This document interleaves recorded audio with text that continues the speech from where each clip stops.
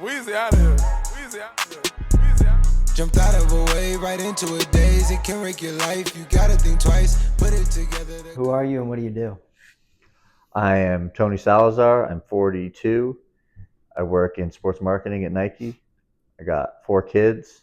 My official title is College Sports Marketing Field Rep. So I'm the rep for about 12 schools on the West Coast.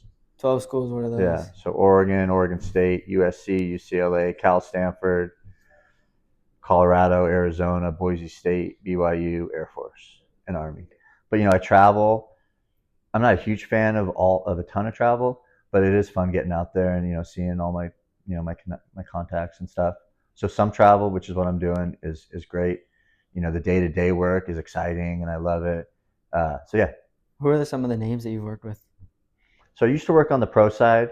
So I worked I had I think 6 NFL teams, and my 2 signature athletes were Travis Kelce and Russell Wilson. So I worked a ton with those 2 guys for a long time. But I've worked with Saquon Barkley and Cooper Kupp, and on the NFL side, I've worked with the majority of the big names. Then I moved over to college. And what'd you do for those athletes, like Russell Wilson and Travis Kelce? So it's taking care of everything they need on field. So they get like SMU cleats and gloves. So kind of like those gloves we were talking about for those top college teams. Mm-hmm. So they get their own. Travis Kelce gets like six models, I think, of a cleat that he gets to wear throughout the year, probably like 10 of each, a ton of cleats. Russell Wilson's the same thing.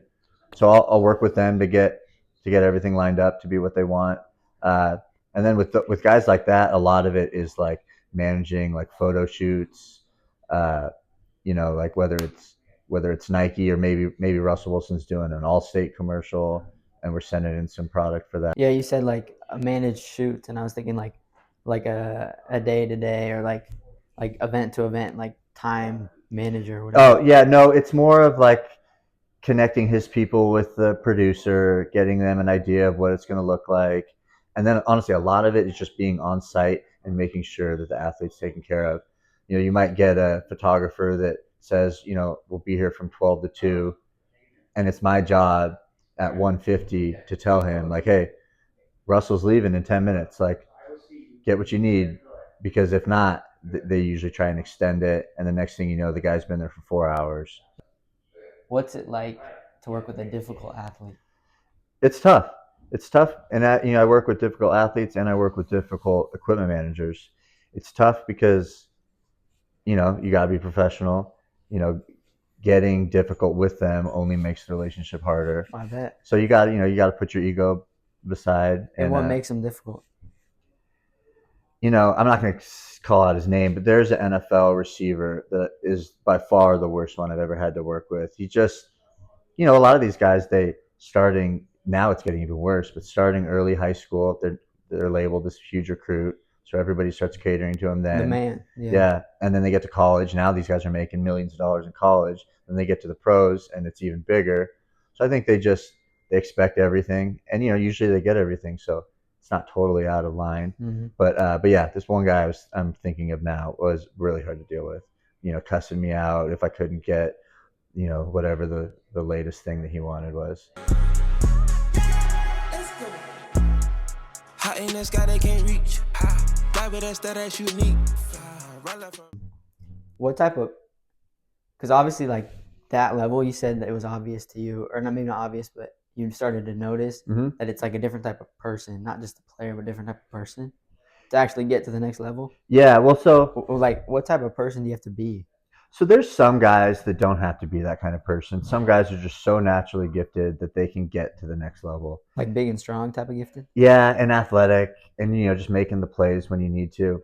But to be really great, it's when a guy has all those skills and then is also one of the hardest workers and one of the toughest guys.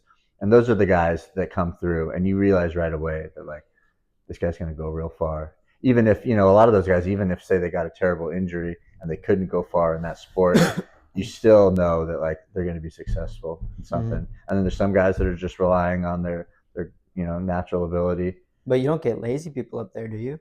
At the You top do. level? You do. You get a lot of people that, you can't be that lazy because football is so hard, but you got a lot of people that kind of go through the motions and just do what the coach asks them, but nothing behind the scenes. What'd you see? Like, what was your experience seeing that? Were you that type of person at Oregon specifically? No, I was not. They put so much on you that to go above and beyond is pretty tough. But there was guys that did, and a lot of those guys went on to do really big things. What's above and beyond look like? Like getting in a bunch of extra workouts. So my roommate down there was Devin Long. He was a real good defensive end. Played in the NFL for a little bit, and we would lift with the team. The team would lift in the mornings, and then he would go. I don't know if it was 24-hour fitness or what, but he would then go back at night and do extra workouts. Felt like Muhammad Ali. Wave, I was born in the sea. Life for the party. Miami, we at the Star. You said your dad was. He ran for Nike. He was a Nike contracted athlete, professional athlete for a long time, and then he basically did similar to what I did, but he would sign and serve track and field athletes. He would sign and serve. Yeah, that signed their pro deals with Nike. And he was good too. Mm-hmm. What was the impact on you that your dad had? Well, man, you want to talk about people that go above and beyond for hard work. It was seeing that from my earliest memories, seeing like the kind of work that you got to put in to be at the top. What do you mean? Just constantly doing whatever you can to get better. Instead of just resting on the couch, you can be down stretching. Like there's like no downtime. Like always doing something to get better. I would say that was something I grew up seeing, and I'd like to think that I took a little bit from it, but I think a lot of it you either have it or you don't. You hear stories about like Kobe Bryant and stuff, and Jordan. They're just maniacs. Like they're just competitive, and they just want to work all the time, and they're obsessed with winning. Yeah, like on like some autism level of focus. Yeah. And honestly, like I think I heard a quote from Kobe saying that like it's impossible to be the best basketball player ever and the best father. Like you gotta you gotta be crazy, and you gotta cut. There's no balance. Stuff. Yeah, so it's a give and take for sure. What was that like on you with like your dad? Because he was so big. Was there an element of like being under his shadow? No, not at all. I think maybe if I had stayed in track and field, it might have been. But I guess if I had paid more attention, there probably was a little bit more pressure based on that. But no. And I can feel myself learning like as I go through. Yeah. I guess this whole process. Well, yeah, and I think that's just why I feel so lucky, because I have a cool job. I have a really cool job, and it's fun to talk about it. That's important. Yeah. Loving your job, dude. I have so many friends that hate their job and they get good money, but like every Sunday night is just like the ultimate crushing depression for them. Going to a job that they hate on Monday and they can't get off until Friday, and I feel so blessed that I am not in that camp. Yeah. And my advice for anybody listening is you got to find something that you're passionate about and care about. And even if that means taking the job that you're not now and working towards the job you want, it's not, I know everybody needs money and that's the key to getting a job. But like I had a good friend a couple of years ago that had a similar job to mine in baseball. And he left to take another job that paid more, but like not life-changingly more. And we all told him like just buy a better car type of more. Yeah. Mm-hmm. Like buy a better car every year type of more. Yeah. And he hated it. It hit him in the face real quick that like that was not the right move. That like there's really something to be said for working a job that you love. Mm-hmm. And I think a lot of us that have been at Nike for a long time get spoiled and forget that. And I think it hits you hard. Tony Salazar. So, thank you so much. Yeah, man. My pleasure. It's great talking to you. Yeah. Through the night when it be storming, hoping everything could clear up by the morning.